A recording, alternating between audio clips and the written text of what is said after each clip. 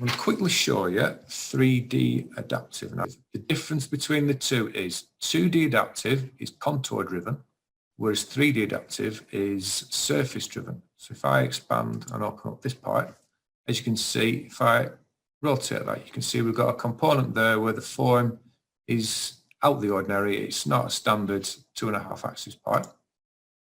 Okay, using a 3-axis machine, that can easily be achieved. If I open up the 3D adaptive control panel, you'll see now those tabs are identical, the 2D adaptive one as the geometry one, and so on and so forth. We've got a cutter there, we selected. Geometry, we're just going to use stock geometry again, so basically everything inside there is fair game. We'll machine it away.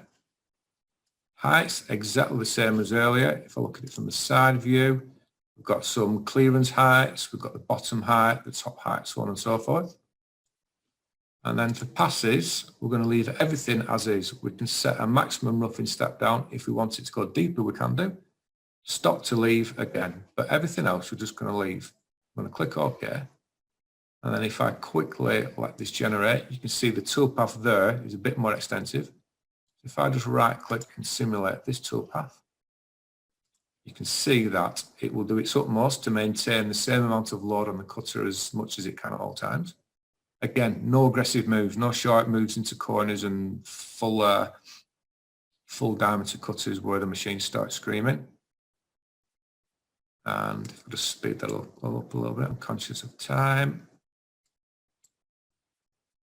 You can see that it's gone to the bottom, it's roughed out its initial step, and now it's working its way back up, taking smaller cuts to produce said form.